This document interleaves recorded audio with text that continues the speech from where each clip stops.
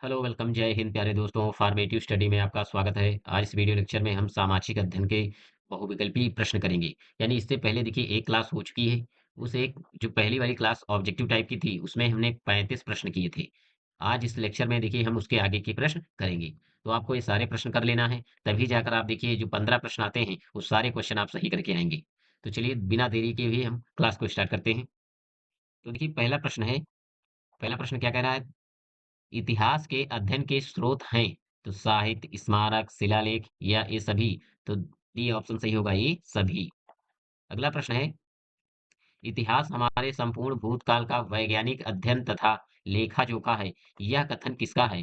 Henry Johnson का, या रेवसन का, या जॉन्स जॉन्स का, या प्रोफेसर घाटे का? तो देखिए ये कथन है प्रोफेसर घाटे का।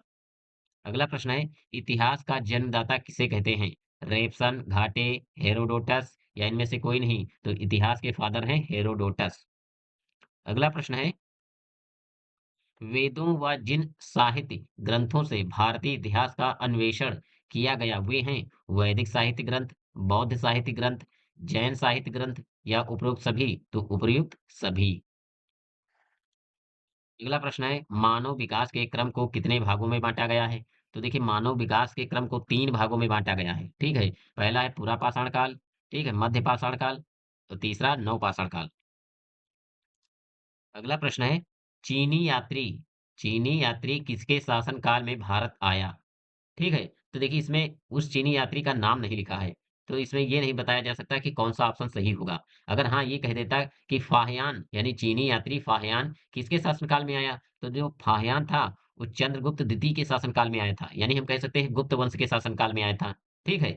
ये मौर्य कह सकते हैं। लेकिन अगर हुएन सांग पूछा जाए कि हुएन सांग किसके शासनकाल में आया था, तो वो हर्षवर्धन के शासनकाल में आया था। कौन? हुएन सांग।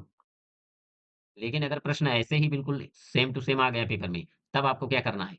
तब आपको देखिए हर्षवर्धन लगा देना है, ठीक। ठीक है। चलिए अगला प्रश्न देखते हैं।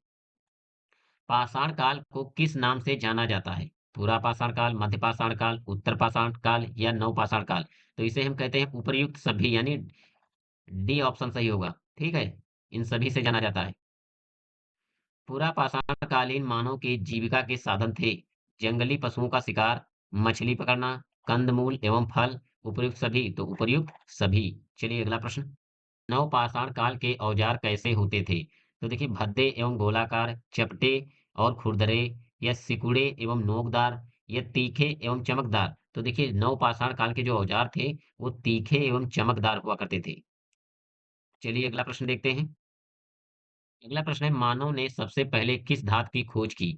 लोहा, तांबा, सोना, चांदी? तो मानव ने सबसे पहले तांबे की खोज की। नेक्स्ट क्वेश्चन है। किस काल में वैज्ञानिक विकास शुरू हुआ? तो पूरा पाषाण काल, मध्य पाषाण काल, या ताम्र एवं कांस्य युग, या लौह युग? तो देखिए द ऑप्शन सही होगा, लौह युग। चलिए अगला प्रश्न देखते हैं। कांस्य युग में किन सभ्यताओं का विकास हुआ? सिंधु सभ्यता, हड़प्पा सभ्यता, सुमेरियन सभ्यता, या उपयुक्त सभी? तो उपयुक्त सभी। अगला प्रश्न है। प्राचीन मानव सभ्यताओं का विकास नदियों के किनारे पर होने का कारण था। यानी प्राचीन जो मानव का विकास हुआ ये नदियों के किनारे क्यों हुआ? तो देखिए भूमि उर्वरक एवं उपजाऊ थी, तो सही है।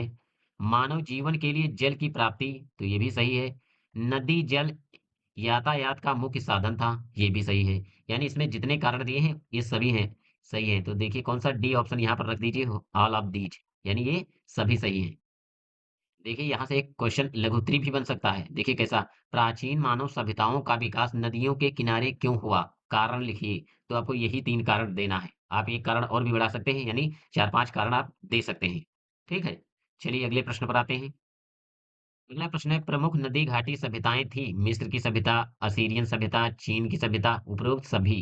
ये तो बहुत इजी क्वेश्चन है। अगला प्रश्न है। सिंधु घाटी सभ्यता के, ये देखिए क्वेश्चन यहाँ से थोड़ा गलती हो गई है। यहाँ होगा सिंधु घाटी सभ्यता के मनोरंजन के साधन, मनोरंजन के साधन कौन थे? तो देखिए जुआ एवं शिकार, नाच एवं गान, मुर्गों की लड़ाई, या उपर्युक्त सभी? तो डी ऑप्शन सही होगा, ये सभी मनोरंजन के साधन हुआ करते थे। अगला प्रश्न है। मिस्र के फारों के मकबरे को क्या कहते थे? तो देखिए जिगुरात, ताबूत, टोपियां, पिरामिड। तो देखिए क्या कहा जाता था? तो देखिए पिरामिड कहते थे, यानी फेरों के जो मकबरे थे उन्हें हम कहते थे पिरामिड। प्रश्न है, हम्मुराबी की विधि संहिता में धाराएं थी, तो कितनी धाराएं थी? तो देखिए ऑप्शन ए है 385, ऑप्शन बी है 285, ऑप्शन सी 185 या 85। तो देखिए कितनी थी? ऑप्शन होगा सही 285, यानी 285 धाराएं थी हम्मुराबी संहिता में। प्रश्न है, वैदिक सभ्यता का संबंध किस काल से है? कांस्य काल से, या पूरा पाषाण काल से, या लौह काल से, या उत्तर पाषाण काल से? तो देखिए उत्तर पाषाण काल से इसका संबंध है। चलिए अगला प्रश्न, निम्नलिखित में कौन सा पुरुषार्थ है? तो देखिए शूद्र, क्षत्रिय, ब्राह्मण या मोक्ष। तो देखिए जो पुरुषार्थ है ये मोक्ष है, यानी मोक्ष जो है पुरुषार्थ है, और ये जो तीन दिए हैं ये वर्ण है। ठीक है, वर्ण वर्ण टोटल कितने हैं? चार होते थे, यानी क्षत्रिय, ब्राह्मण, वैश्य और शूद्र। चलिए अगला प्रश्न देखते हैं, निम्नलिखित में कौन सा आश्रम नहीं है? तो देखिए गृहस्थ आश्रम ये तो है, ब्रह्मचर्य आश्रम ये भी है, संन्यास आश्रम ये भी है, और एक और आश्रम था वानप्रस्थ आश्रम। यानी आश्रमों की संख्या कितनी थी? चार। ठीक है, लेकिन ये काम जो है ये आश्रम नहीं है, तो डी ऑप्शन सही होगा। अगला प्रश्न है, पुराणों की संख्या। तो देखिए पुराणों की संख्या है 18। कितने हैं पुराण? 18। अगला प्रश्न है, रामायण की रचना किसने की? व्यास ने, वाल्मीकि ने, तुलसीदास, या इनमें से कोई नहीं? तो रामायण की रचना वाल्मीकि ने की थी। ठीक है, तो तुलसीदास ने देखिए किसकी रचना की थी? तो रामचरितमानस। रामचरितमानस। ठीक है, चलिए अगला प्रश्न देखते हैं, महाभारत की रचना किसने की? नारद, ब्रह्मा, वेद व्यास, इनमें से कोई नहीं? तो महाभारत की रचना वेद व्यास ने की थी। चलिए अगला प्रश्न, महात्मा बुद्ध के समय जनपदों की संख्या थी? तो देखिए महात्मा बुद्ध के समय 16 महाजनपद थे। कितने थे? 16। बौद्ध एवं जैन साहित्य में कितने गणराज्यों का उल्लेख मिलता है? तो 5, 7, 15 या 18? तो देखिए बौद्ध एवं जैन साहित्य में 18 गणराज्यों का उल्लेख मिलता है। अगला प्रश्न है, सिकंदर ने भारत पर पहला आक्रमण कब किया? तो देखिए ऑप्शन ए 327, 326, 324, 325। तो देखिए सही होगा ऑप्शन फर्स्ट ऑप्शन 327 ईसा पूर्व, भारत पर पहला आक्रमण। चलिए अगला प्रश्न देखते हैं, अगला प्रश्न है, सिकंदर की मृत्यु कब हुई? 321, 322 ईसा पूर्व, 323 ईसा पूर्व, या 325 ईसा पूर्व? तो देखिए सिकंदर की मृत्यु 325 ईसा पूर्व में हुई थी।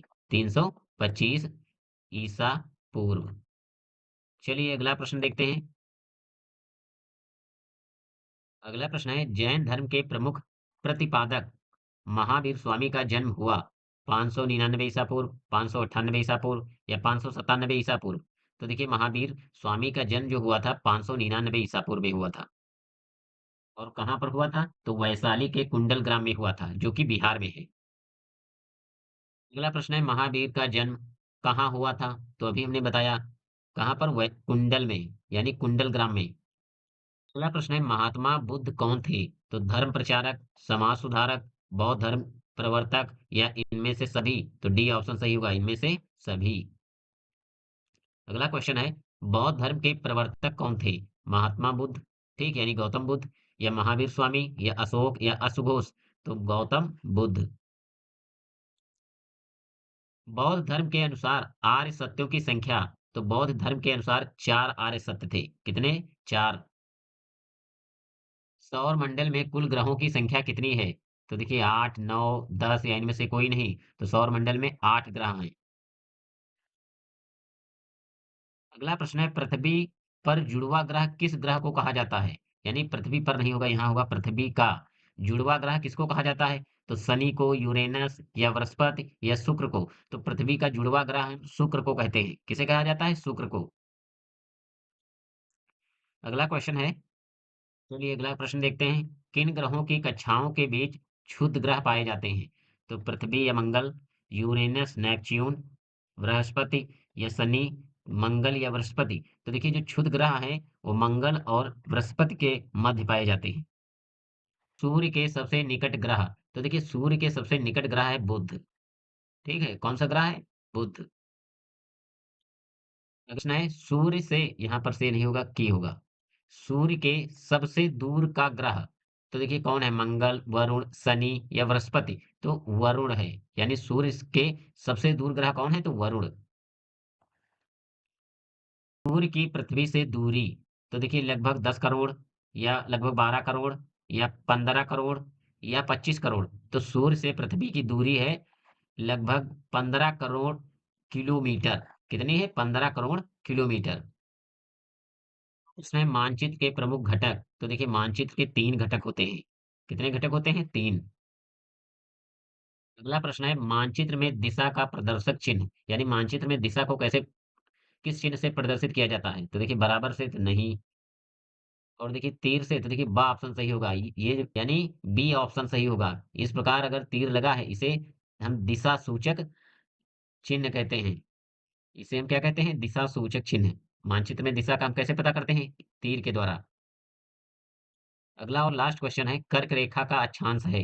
तो देखिए 23.5 डिग्री दक्षिणी, या 0 डिग्री, या 23.5 डिग्री उत्तरी, या 66 डिग्री, 66.5 डिग्री उत्तरी। तो देखिए कर्क रेखा का जो अक्षांश है वो 23.5 डिग्री उत्तरी अक्षांश है। ठीक है, कौन सा? 23.5 डिग्री उत्तरी अक्षांश। तो चलिए आज की क्लास को हम यहीं पर विराम देते हैं और मिलते हैं नेक्स्ट क्लास में। तब तक के लिए जय हिंद।